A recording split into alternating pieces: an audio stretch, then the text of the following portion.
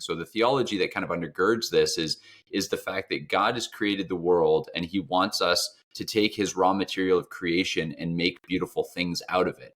Whether that means that you're into carpentry, whether you're into making music, whether you're into brewing beer, what we would say is that you are to enjoy the things of earth, and the things of earth are actually to amplify your view of the Lord, not diminish it.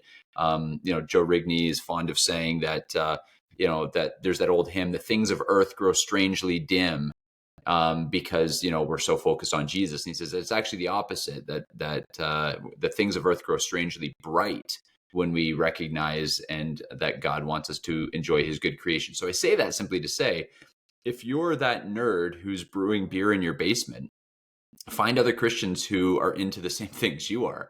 Right. If you're that nerd who has a zillion sketches of little comic books that you've made and stories you've created and characters that you've made, then share that with other Christians. Like, find people who you can do that with.